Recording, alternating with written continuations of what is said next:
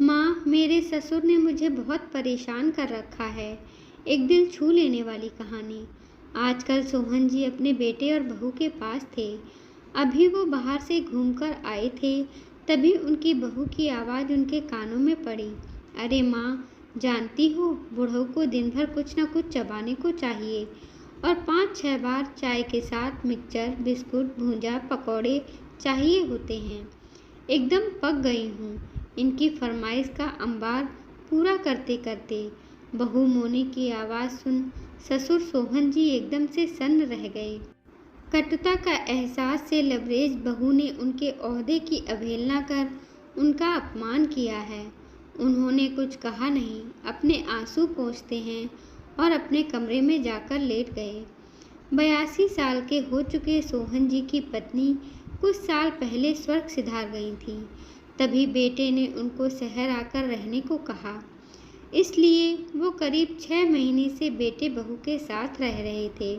रसोई घर से स्वयं ही भोजन लेकर खा लेते, अपने कपड़े खुद धो लेते थे, 2 ही बार चाय पीते थे, अपने छोटे मोटे काम खुद ही कर लेते ताकि बहू पर ज़्यादा बोझ ना पड़े। फिर भी बहू का इस तरह से सफ़ेद झूठ बोलना हृदय को भेद कर टीस दे गया था। अपने बनाए मकान में वो अच्छे खासे रह रहे थे, लेकिन बेटा सुमित को पिता का अकेले रहने देना खलता है। वो लेने गया था, इसलिए वो उनकी बात का मान रखते हुए गांव से शहर आ गए थे, वरना उनका बिल्कुल मन नहीं था। वहाँ वो पत्नी की यादों के सहारे अच्छे से ज़िंदगी गुजार रहे थे और गांव में उनके हमउम्र लोग भी थे, लेकिन वो बेटे बहू की मोहब्बत में यहाँ आ गए। उनको क्या पता था कि बहू को उनका रहना इतना परेशान करेगा, जबकि वो कभी बहू को कुछ नहीं कहते हैं। शाम को बहू चाय और बिस्कुट लेकर दे गई है।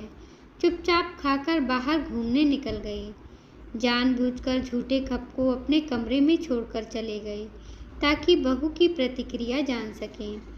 2 घंटे बाद लौटे, साथ में बाजार से आम, लीची और 2 किलो हरी सब्जी, 1 किलो छेना की मिठाई बहू को पकड़ाकर हाथ मुंह धोने गुसलखाने में घुस गए। इतना सारा खाने पीने की वस्तु को देख बेटा उत्साहित होकर बोला, वाह पापा, आप तो पूरा बाजार ही खरीद लाए, क्या बात है। और मिठाई के डिब्बे से मिठाई खाई और पापा को खिलाता है। बहू मोनी कनखी से ससुर को देख रही थी कि आज सूरज कहाँ से निकल गया, किस सामान ले आए हैं। खैर, हमको क्या। बाप बेटा खाएं पिए कंधे उचकाते रात के खाने की तैयारी में मशगूल हो गई और सोहन जी बेटे के पास बैठ गए। अच्छा बेटा, पकौड़ी खाने का जी हो रहा है।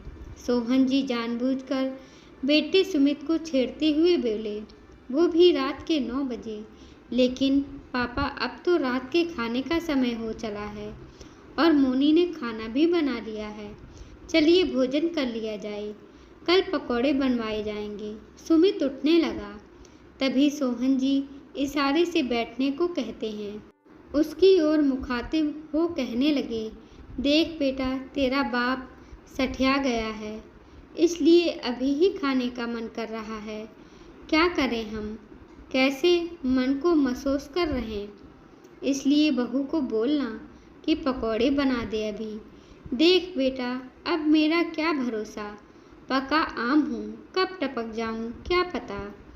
बाप की बात सुन सुमित भावुक हो गया और बोला, पापा ऐसी बातें ना करें। ठीक है पापा, मैं मोनी से बोलता हूँ। और जब सुमित ने मोनी को पकौड़ी बनाने को बोला तो मोनी जल भुन गई, लेकिन अब सुमित के सामने कुछ कह नहीं सकती थी, मजबूरी थी, उसको बुढ़ऊ को बर्दाश्त करना था। मोनी को पहले पकौड़े तलने पड़े, फिर आधे घंटे के बाद भोजन देना पड़ा। इस वजह से मन ही मन कोस रही थी। खा पीकर सब सोने चले गए। अब ये रोज का हो गया था। सोहन जी इस तरह बेटे के समक्ष ही जानबूझकर फरमाइश करते ताकि बहू के अक्ल को ठिकाने पर ला सकें। एक दिन मोनी के सब्र का बांध टूट गया और अपने पति से रोते रोते कहती है, देखो जी, आप अपने पापा को समझाइए ना। खाने के समय कभी कॉफ़ी, कभी पकौड़े, कभी कुछ मांगते हैं। मैं एकदम परेशान हो जाती हूँ। लेकिन पापा वृद्ध है ना, जो मांगते हैं वो खिला पिला दिया करो। माँ भी नहीं है ना, ऐसे में बेचारे तुमसे ही कहेंगे ना। कहकर करवट बदल सुमित सो गया और मोनी अपना सा मुँह लेकर रह गई। अब उसके सर से पानी ऊपर हो रहा था। मोनी अब बहुत परेशान हो गई थी। उसने सोचा सुमित से कुछ कहना बेकार है, ससुर जी से ही बात की जाए। सोहन जी के पास जाकर कहती है, पापा आप शाम को नाश्ता कर लिया करिए। रात के समय नाश्ता खाना एक साथ बनाने में दिक्कत हो रही है। अरे बहू, क्या परेशानी है? बेटे के सामने खाना पीना अच्छा लगता है। वैसे भी तुम सुमित के ऑफिस चले जाने के उपरांत ना तो कभी खाना देती हो, ना ही कुछ अच्छा सा पकवान बनाती हो। इसलिए बेटे के रहते मैं बोलता हूँ, ताकि तुम मेरे मन मुताबिक खाना तैयार करो। वैसे भी तुम मायके फ़ोन करके बोलती हो ना, बुढ़ऊ तंग करते रहते हैं। ऐसे अपशिष्ट अमर्यादित बोल अपने पिता को भी बोलोगी क्या, बुढ़ऊ या कुछ और? ससुर के जवाब से मोनी निरुत्तर। आज उसकी पोल खुल चुकी थी। अब उसे डर था कहीं ये बात सुमित को ना पता चल जाए। अब मोनी सोहन जी का बहुत ख्याल रखती और उनसे माफ़ी भी मांगी। सोहन जी ने कहा, बेटा, जो इज्जत अपने पिता की करती हो, थोड़ी सी ससुर की कर दोगी तो कुछ छोटी नहीं हो जाओगी। मोनी ने कहा, बाबूजी मुझे माफ़ कर दें, मैं गलत थी। सोहन जी ने बहू के सर पर हाथ रखा और उसको आशीर्वाद दिया। अब घर का माहौल बहुत खुशगवार था। अक्सर सोहन जी बहू की काम में मदद भी करवा देते और मोनी का मूड भी अच्छा रहता। सुमित भी ये दृश्य देख बहुत खुश होता। दोस्तों, कहानी कैसी लगी? अपना उत्तर नीचे कमेंट बॉक्स में अवश्य दीजिएगा। ऐसी ही रोचक कहानियाँ सुनने के लिए कृपया हमारे चैनल को लाइक करें, शेयर करें, सब्सक्राइब करें। धन्यवाद।